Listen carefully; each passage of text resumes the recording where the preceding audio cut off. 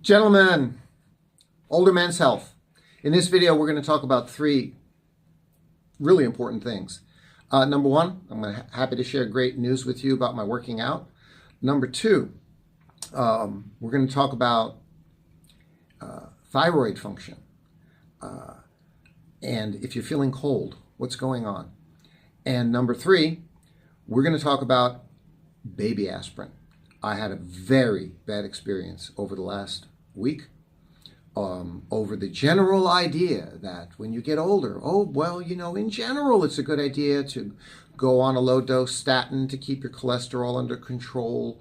And many people over the years, a friend of mine, my brother, other people, millions of people all over the world who are told, you go and have a baby aspirin with your meal every day because it slightly thins the blood and that can help prevent strokes and heart problems and this and that. And no, big trouble. I'll tell you all about that. 10-minute video here, maybe 15. So what's going on? Again, everything becomes more and more critical the older we get. I turn 66 years old next month. So everything becomes more important than when you're 36. That's the reality, right? Got great news. Number one, the great news about working out.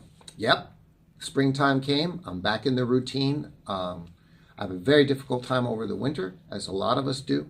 Cold as heck up here for 5 months. I turn into a hermit and a bear, and just my workout routine goes to hell. Okay, fine. My weight, by the way, is the same as it was before the winter, 6 months ago. I'm still hovering around 95 kilograms. I'm theoretically 5 kilograms overweight. Well, guess what? I'm 6'2", okay, and I got broad shoulders and big legs, and I'm not a skinny guy. So if you're 5 kilograms overweight, you don't have a problem. But I don't want to be any more than 5 kilograms overweight. So that's okay. And it's all right here. I still got that bit of a belly. Far more important is the problem of sarcopenia. Our muscles wasting away as we get older. And this is a reality. So again, we need to be working out. Okay. Number one workout. Number one thing every older man should start. And even if you start on your knees, okay, lean forward and your hands and you're doing push-ups. That is a number one. Push-ups come first. Push-ups strengthen so many of your upper body muscles, and that's the beginning. That's the start. And you know what? Even if you only do push-ups, good for you. Well, guess what? Guys, as of yesterday, I'm up to 165 push-ups when I do my workout. Last week it was 150. Okay, this is amazing. I went with the muscle memory approach, which I told you, instead of higher weight and 3 sets and to failure where you just exhaust your muscles and build muscle strength. Not doing that. Came out of this winter going for muscle memory, which says do easy push-ups, but do more sets. And one guy said, do 100 push-ups a day and do them throughout the whole day. I said, oh, okay.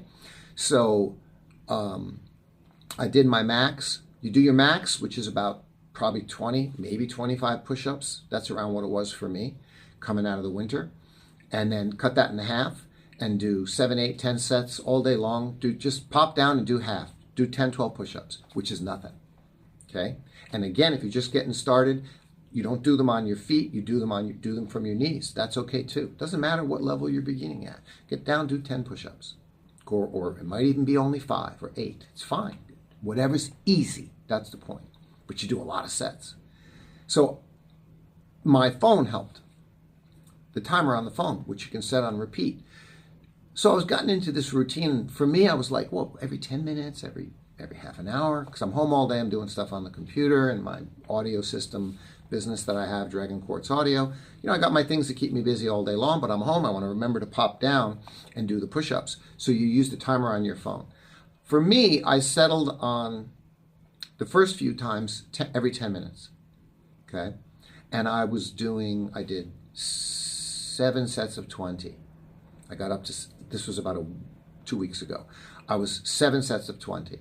That's 140 push-ups. I said, wow, okay. And again, I set the timer to 10 minutes. So do a set of 20, not hard. For me, it wasn't hard. Again, for you, that might be 10. Doesn't matter. 10 minutes later, the alarm goes off on my phone. Boom, pop back down, do another set. And total of, I'm using Chinese. 7, is this 7? I think in China this means 7. Yeah, 7 sets. Okay, so 7 sets of 20, 140. All right, fine. Rest day in between. You got these guys that are all buffed on the internet, on YouTube. I do 100 push-ups a day. No, guys, not when you're an old man. Okay? Muscle recovery time is essential every other day. And if you're not feeling right, if you're still feeling kind of dragging, because, we go up and down a bit. If you're still dragging, wait an extra day. Okay? A second day, and then do them again. So every other day. So yesterday was my day to do more push-ups. Okay, fine. Now I'm going along here. And yesterday, and I can feel from doing these more sets of easier reps, and my strength is growing exactly like that muscle memory theory said would happen, and it's happening. Because yesterday I go down and I do. Then I reduced my timer time to 5 minutes. Last week I reduced my timer time from 10 minutes to 5 minutes in between sets. That's okay. Yesterday I reduced it to 4 minutes. Yesterday I did 2 sets. I did a set of 20. 4 minutes later, another set of 20. Then I did a set of 25. Then I did another set of 25. Then I did a set of 20. Then I did a set of 25. That's what I did. And then on the last set, I was like, I'm going to burst and go for full failure again. And I hit 30. I made the last 5. I banged out. You bang out the failure on the last 5, right? Man, was my chest pumped. Total 165. It's unbelievable. It's steady, amazing progress, and it makes you feel great about yourself, and it makes your wife like you more. She sees you're doing this, and my teenage son, who does all sports, he's like, yeah, my dad's down doing 160, 150 push-ups. Yeah. All right, that's number 1. And this is to encourage you and challenge you. Get on your damn knees and start your push-up routine. Next, I'm always cold. And genetically, I follow my mother. She's always cold. And genetically, I follow my mother. We both have the low blood pressure on the low side. These things are kind of related. Also can be a low thyroid kind of thing. These are not fatal problems, but they're chronic things that you need to be aware of. Every human body is different. And then I remembered 30 years ago, a doctor had given me a diagnosis after a full thyroid workup that I had something called Hashimoto's, which is kind of a immune disorder which knocks down your thyroid function. Okay, that's it. I'm noticing more recently, the last 3 months, I'm like, I've been more cold.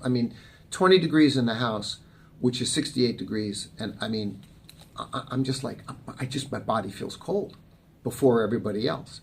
I've been that way since I was a teenager. And again, my mother's the same. So it follows the genetics. This is very important.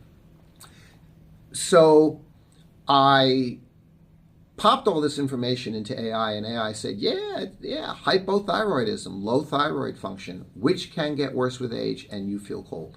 And another classic confirmation of this would be that, and then when you eat a good meal, you warm up and you feel fine.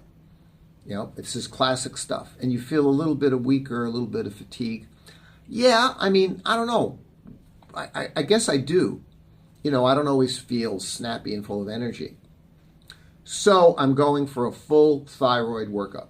Thyroid, T4, T3, thyroid antibodies, the whole deal. I want to get that done again, and I'll see where I'm at. And the doctor may say, yeah, we'll put you on a low dose of levothyroxine or something like that, a low dose of thyroid medicine, and that could help. I'm dealing with that, okay? You may be dealing with that. Third thing, I continue taking a low dose 10 milligram rosuvastatin every other day, basically every other day, which is, call it 3 times a week. It's fine, okay? My cholesterol's in range, Statin doesn't bother me. Don't listen to the scaremongers about statins. Statins have been around for 30 years. Millions upon millions upon millions of people take statins for their cholesterol and have no problem whatsoever. You got to know that. Some people don't respond well to statins. They feel heavy, they feel fatigued, they feel muscle soreness, and even worse symptoms. Like every medicine has a list of potential side effects. Okay, so then don't take them. Take something else. Take phenylfibrates. Talk to your doctor. Okay, people can't take milk. Milk is good for you. Yeah. Some people drink a glass of milk and they're running to the bathroom with cramps. Okay, there's all kinds of foods and things that just don't fit your body. It could be food, it could be medicine. It doesn't work for you. You can't take it. You get side effects. That's fine. Which leads me to aspirin.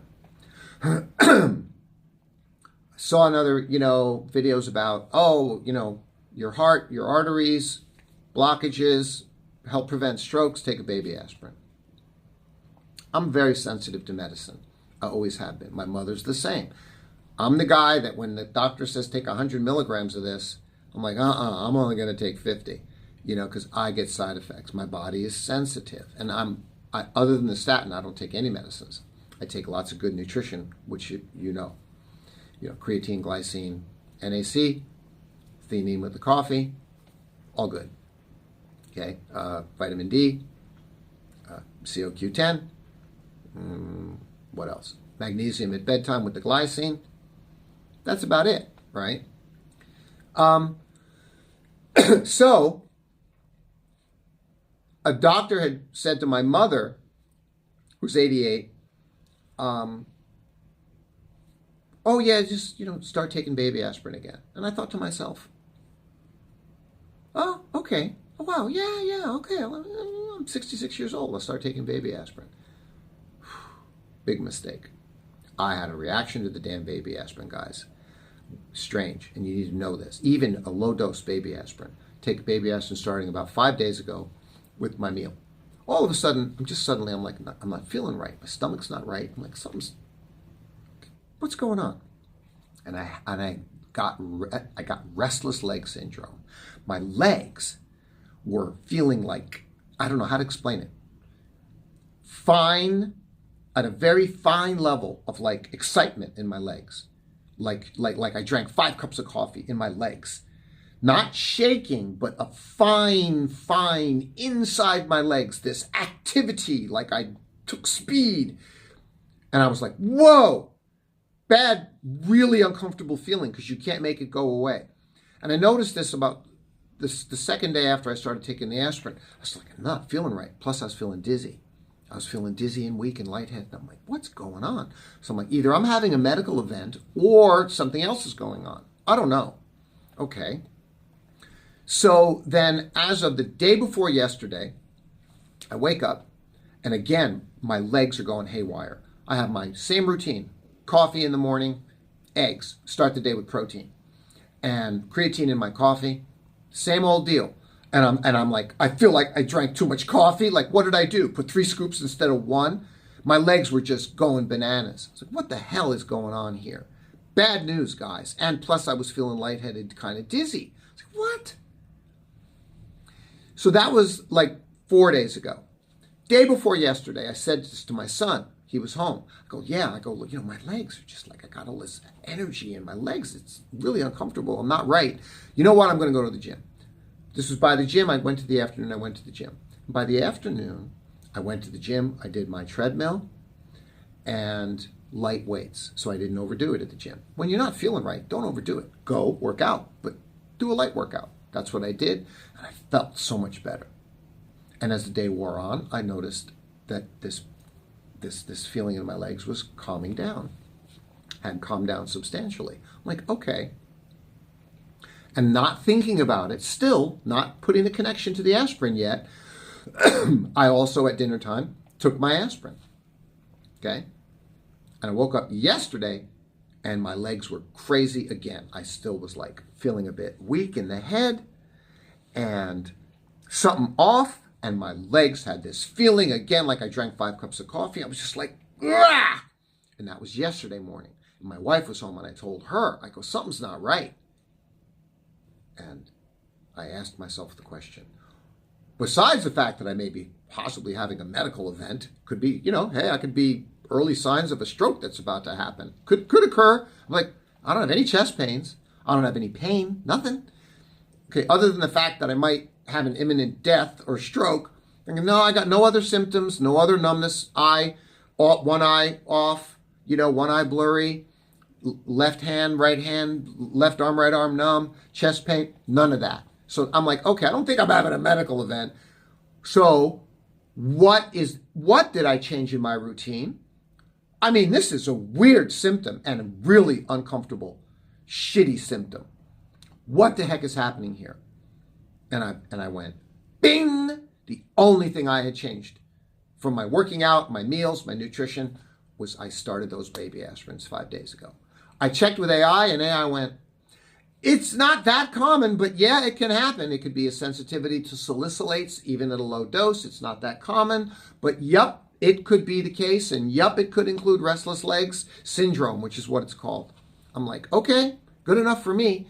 And of course, the best way to find out is to stop taking the baby aspirin. So this was yesterday afternoon. Yesterday afternoon, I'm out with my wife, and I said to her the same thing. I go, this restless legs problem that I told you I woke up with and feeling, and I'm like, it's hard, uncomfortable. And go, but now it's 3 p.m. We were sitting in a lovely cafe. I even had another coffee, and I was like, it's gone now. So I'm going, I took that aspirin yesterday, and now that aspirin is out of my system, half-life. And as it's gotten out of my system, and now my legs are fine. Whether this is weird or not, or strange or unusual, is irrelevant. It was happening to me. And I went, I really think it's that aspirin. Okay.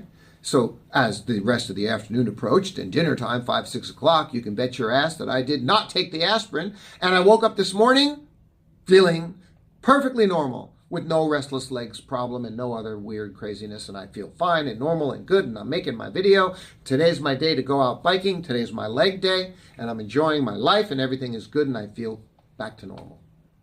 That's my aspirin story. That stuff messed me up. So that's it. Be careful. These are the kinds of things. We're older men, and these things are, as we're older men, women too, we become even more sensitive to whatever health things might be happening as we get older. These are the stories that I share with you. I hope you find them helpful. We are the men in this world. Okay? I am the man in this family. I am responsible and devoted to the well-being of my wife, my son. My wife is a woman. She sees me being and acting like a man, a strong man, responsible for his family and being strong.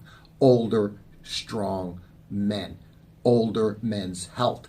That's the root. That's what it is. That's a good life. Take care of your health. Be strong. Be strong for yourself. Be strong for your family. That's it. All right, guys? Hope you had a nice, happy Easter if you were celebrating it.